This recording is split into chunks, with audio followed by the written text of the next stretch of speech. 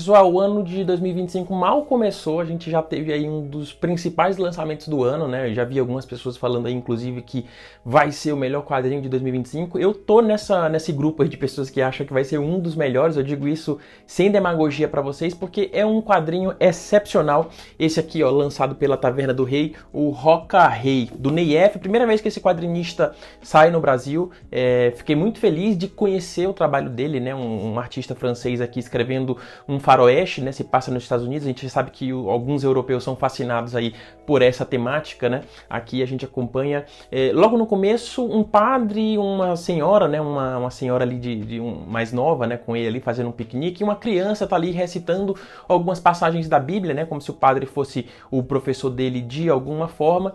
E aí a gente vê que três indígenas, né, dois homens e uma mulher, na verdade é um indígena, dois indígenas, né, a mulher e o homem são indígenas, o outro homem que faz parte do trio ali é um irlandês, né? Eu acho que os irlandeses também sofreram algum tipo de preconceito ali quando foram para os Estados Unidos, né? E aí meio que esse trio é formado por pessoas ali não gratas na sociedade americana. Eles estão caçando alguma pessoa, eles vão atrás do padre ali para tentar pegar informações dessa pessoa. E aí no comecinho já ali a gente vê que o padre era o tutor daquela criança indígena, né? Que estava recitando ali a Bíblia, né? Ele consegue a informação que ele queria, o trio consegue a informação, acaba matando o padre ali e levam a criança meio que raptada, né? Eles ficam ali inconformados, digamos assim, que uma criança indígena esteja sendo criada ali por um padre, né? Sendo educada na religião dos brancos, como eles costumam dizer. E aí eles vão partir na missão dele, atravessar os Estados Unidos atrás dessa pessoa que eles estão procurando,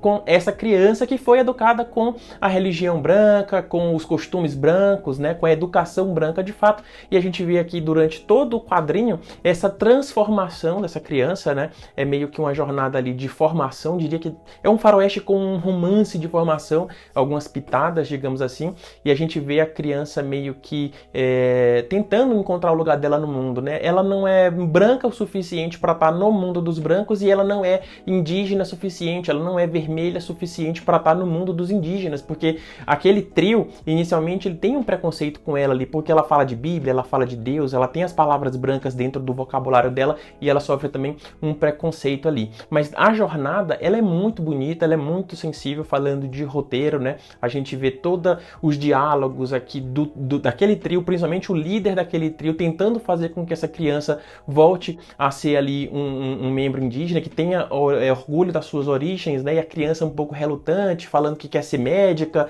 mas se ela for indígena, ela nunca vai conseguir ser médica, porque não existem médicos formados, índios, né, formados em medicina, e ele quer ser o primeiro para ajudar as pessoas, até que ele descobre que talvez o propósito dele seja ser o primeiro médico que vai cuidar dos índios, né, do povo indígena ali, o povo originário americano. É um quadrinho muito bonito, essa questão de colocar, não só, a gente vê muito quadrinho de faroeste que fala só sobre a guerra, a tomada, a terra, a religião, a gente não vê muito o indígena se colocando nessa situação entre os dois mundos, tentando entender o que é melhor para ele, de onde ele pertence, onde ele faz parte, qual é a comunidade ali que ele vai se sentir melhor e mais acolhido. O roteiro, como eu falei, é muito bonito. Tem algumas passagens aqui que vão arrancar algumas lágrimas. Tem uma muito específica que é mais ou menos no meio do quadrinho que eu tive que parar, dar uma respirada aqui, porque a gente consegue se apegar muito rapidamente, né, aos personagens. No começo a gente tem um pouco ali de aversão, principalmente ao trio, né, eles são muito violentos, a gente não entende qual é o propósito da missão deles, a gente vai descobrindo isso ao longo dos quadrinhos, por que eles estão caçando essa pessoa especificamente, né, deixando todo esse rastro de sangue aí pelo caminho. E a gente vai conseguindo aos poucos se afeiçoar a eles, né? Eles conseguem cativar a gente aos poucos. Eu acho isso importante para que a gente não consiga ter um sentimento mais genuíno, né? Eu acho que se já fosse jogado na nossa cara ali alguma motivação inicial, a gente já ia ficar do lado deles muito rapidamente, e o quadrinho não teria essa dualidade aqui de fazer você gostar do que é errado, né? Você fica com aquela culpa. A gente se sentiria meio que, pô, tá certo, eles têm que matar mesmo, eles têm que fazer tudo isso mesmo, eles têm que ser violento mesmo, mas ia ser muito muito raso o roteiro aqui, a motivação, o propósito deles, né? Então eu acho interessante que a gente consegue ir construindo essa afeição aos poucos para que a gente consiga ir sentindo a culpa pelas ações deles. E aí, principalmente, a gente se coloca muito na pele do menino aqui, que ele vai conseguir se identificar com um dos grupos já mais na parte final ali do quadrinho, né? Do quadrinho, depois da metade do quadrinho, a gente consegue ver qual é o lado que ele está escolhendo defender. E aí tem um desfecho sensacional, um desfecho que, quando vai chegando no finalzinho, assim, a gente já consegue perceber mais ou menos o que vai acontecer. É natural, assim, não é um quadrinho de mistério que quer esconder até o último segundo qual é o desfecho, qual é que vai ser o grande finale, né? Qual é que vai ser a decisão do protagonista.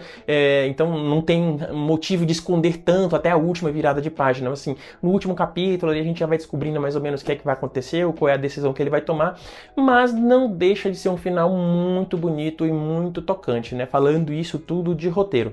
De arte, gente, eu acho que poucas vezes na vida eu vi alguém trabalhar com luz e sombra da forma como o Neyef consegue trabalhar aqui nesse quadrinho. Ele consegue passar aqui por paisagem de neve, de campos, de pântano, de deserto, de canyons. Ele passa por tudo isso aqui. Ele simplesmente é um maluco, eu diria assim. O Neyef é um maluco de desenhar tanta coisa com um nível de detalhe, a forma como ele consegue fazer. As cenas de ação, os tiroteios também são muito bem desenhados.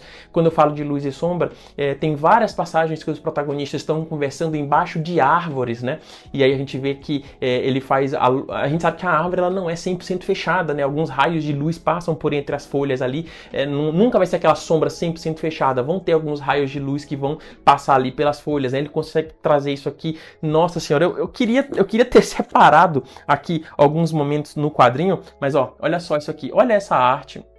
Isso aqui é uma paisagem de floresta, né? A gente tem aqui algumas paisagens mais noturnas, ó, ao nível de violência gráfica que ele traz. A luz do fogo traz esse tom vermelho, né? Quando é a luz da lua, ele traz um tom mais azul. Tem outra passagem aqui que eu queria mostrar para vocês. Essa passagem mais de campo aqui, quando eles estão andando de cavalo. Ó, olha como ele traz essa imensidão, essa vastidão do Velho Oeste, né? Aquelas paisagens gigantes, cheias de rochas, cheias de canyons, né? Ó, esse aqui é uma paisagem que eu falei da luz e sombra para vocês. E vocês conseguem ver aqui especificamente no rosto, né, do pessoal que está embaixo aqui. Você vê que a luz passa, ele consegue fazer um trabalho belíssimo aqui. A colorização é uma colorização suave, as cores aqui não são tão saturadas. A impressão de que dá é que a gente está assistindo um filme talvez do Wes Anderson aqui.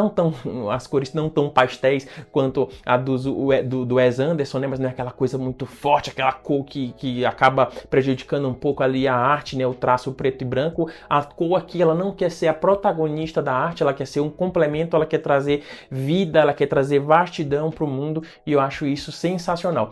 Esse quadrinho aqui, eu acho que vai pegar vocês de surpresa. Eu sei que algumas pessoas estão um pouco relutantes aí de talvez comprar esse quadrinho porque ele está com preço elevado. Eu acho que ele está custando R$ 219,90. É um quadrinho de mais de 220 páginas, capa dura, um acabamento bem bacana, com fitilho, papel offset de alta gramatura. Mas eu peço para vocês que deem uma chance para esse quadrinho. Você que não gosta de faroeste, eu sou um cara que não lê muito faroeste aqui. Acabei lendo, eu tô lendo ultimamente alguns quadrinhos de faroeste, vou trazer alguns aqui no canal para vocês. E esse tipo de quadrinho aqui é o quadrinho que me faz me apaixonar por faroeste. A gente sabe que é uma temática muito batida, do branco contra o vermelho, da terra, da religião, dos búfalos, das águias, né? Tem alguns tropos aqui que já são um pouco batidos. Eu acho que o Neyef aqui, ele consegue ir para um tropo que não é tão discutido assim. Ele é discutido sim, mas não é algo que a gente já está acostumado a ver, por exemplo, nos quadrinhos de Tex, né? Os quadrinhos da Bonelli de faroeste que a gente costuma ver por aí. Então, deem uma chance para esse quadrinho. Se você não gosta de faroeste, eu tenho certeza que você vai se apaixonar por esse quadrinho aqui. E se você gosta de faroeste também, isso aqui vai ser uma grata surpresa para você. Vai ser um respiro dessas temáticas mais clichês que você está acostumado. Aqui vai ser um quadrinho que vai caminhar por outra vertente. Fica aí uma recomendação do Além dos Quadrinhos para você. E se você gostou desse vídeo, deixa um like, deixa um comentário. Estou tentando movimentar aqui o canal do YouTube do Além dos Quadrinhos, então é muito importante que você deixe esse apoio aqui pra gente, né, para mostrar pra gente que nosso trabalho está sendo bem feito aqui, que você está curtindo,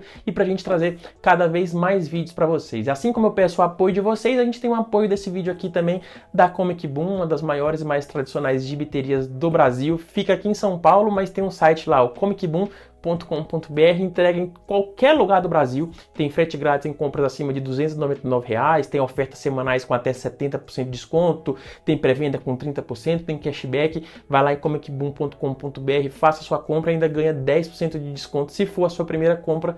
Basta botar lá no carrinho ou na hora de finalizar a compra, além 10, e você ganha esses 10% extras. É isso, eu vejo vocês muito em breve, até a próxima e tchau, tchau.